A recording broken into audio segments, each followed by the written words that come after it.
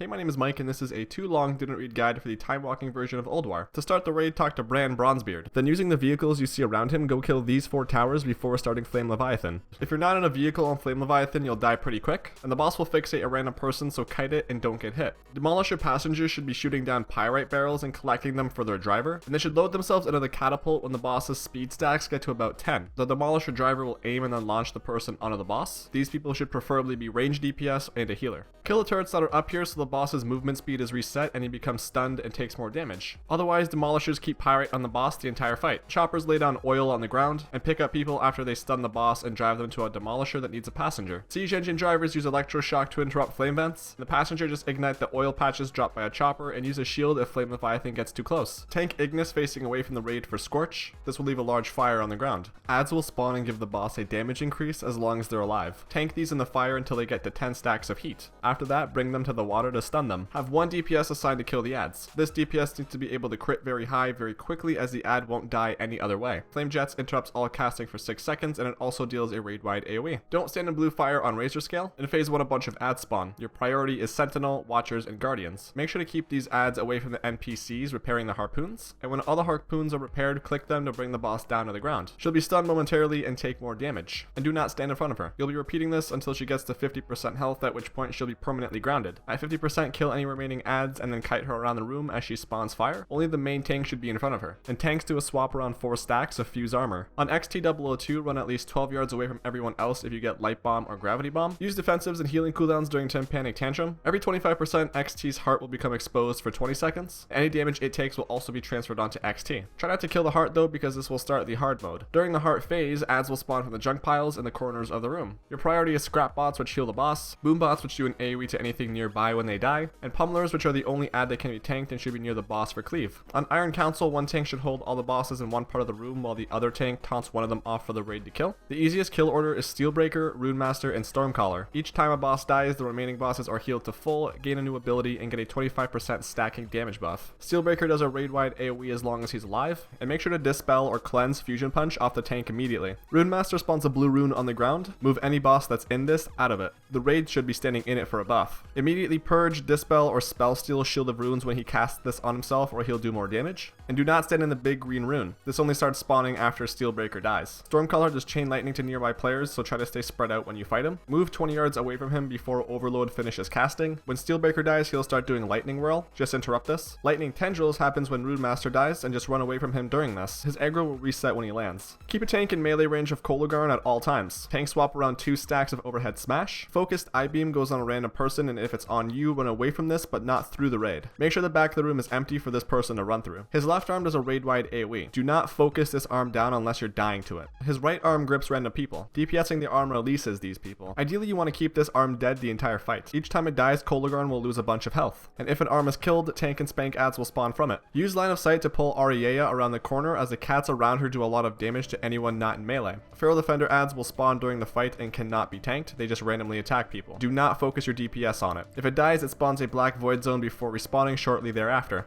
AoE the Swarming Guardian adds. As for the boss, she has a Fear. Sentinel Blast happens almost immediately after Fear. It's a raid-wide AoE that should be interrupted. Always face the boss into the raid so the damage of Sonic Screech is split amongst everyone hit. Before focusing on Hodir, break free all the frozen NPCs at the start of the fight. If you stop moving, you get a stacking dot until you move again. If you stand near the fire, you won't need to move. Make sure to stand in the light for a buff. Do not stand in the blue runes on the ground. When the big rune comes out, get near it. As soon as a snow mound appears on it, stand there to not get frozen. After Flash Freeze, break out anyone that is frozen as well as any NPCs. Frozen blows will make Hodir do more damage as well as a periodic raid-wide AoE for 20 seconds. To start the Thorim fight, kill the ads in the center of the room and then click the lever off to the side to open the door. Split your raid in half and send half of them through this door to do the gauntlet. The other half of the raid deals with ads. Kill the Dark Rune champion immediately due to his fatal whirlwind. The gauntlet group wants to run through it as quickly as possible. The regular ads here will slow you. The Runic Colossus puts a barrier on himself that reflects damage. He has a frontal smash that you want to get out of. He also raises one of his arms indicating the direction of his frontal cone. Aim Ancient Rune Giant roots a player in place who will explode after 4 seconds. He also buffs nearby adds and does a knockback. Once you kill him, run to Thorim and hit him to start phase 2. Make sure to avoid the circles on the ground. Kill off any remaining adds and stay spread out. Tank swap after unbalancing strike, and avoid the lightning line on the ground as if it's a frontal cone ability. Freya will start with a buff that increases her healing received. Every time you kill adds, she will lose stacks of this buff. Detonating lashers do AoE when they die, so do not AoE them down at the same time. If you get the botanical adds, you need to kill them within 10 seconds of one another or they'll keep respawning. The snap lasher will get a damage buff every time it takes damage. If the stacks get to around 50, stop DPS so they can reset. Dots do not add a stack. Melee should be focusing this add. Stun or interrupt the storm lasher. Half the range focus this add, and the other half of the range DPS should be focusing the ancient water spirit, which should be faced away from the raid. When the tree ad spawns, stand underneath mushrooms. Kill the lifebinder tree or it heals the boss and adds. If you get nature bomb, run 10 yards away from everyone. When all Freya's stacks are gone, the adds will no longer spawn. At this point, just avoid the green roots on the ground. When fighting the tank engine during the Mimiron encounter, the melee should be running out during shock blast. Tanks pop cooldowns for plasma blast. Avoid the mines on the ground and try to stay spread out. When fighting the torso, split your ranged and healers up into 2 or 3 groups and assign them to one of the lines in the room. When a rocket is shot at one of these ranged groups, they need to move out of it or die. Avoid getting hit by the spinning laser barrage, and note that the torso cannot be tanked. There's also a raid-wide AoE throughout this phase. When fighting the head, have the raid stand near the entrance of the room. If a tank cannot hold aggro, try and switch which range DPS is tanking. Adds will spawn for melee to deal with. Tank the bomb bot away from the raid so it does not explode on them. Assault bots are the main priority. When they die, you can loot them. Use the item you get from this underneath the head to momentarily bring it down to the ground for everyone to DPS. In the last phase, you fight all the previous parts at the same time. They all start at 50% health and need to die within 15 seconds of one another. Run away for shock blast and rocket strike, and avoid mines and laser barrage while staying spread out. After killing Hodir, Thorim, Freya, and Mimiron, make sure to talk to them in the center of the main hallway before going on to the next boss. They'll help you on the last fight, and if you don't activate them, they'll make Yogg-Saron much harder. The raid will get a debuff when fighting General Vezax that reduces their attack speed and mana regeneration by 100%.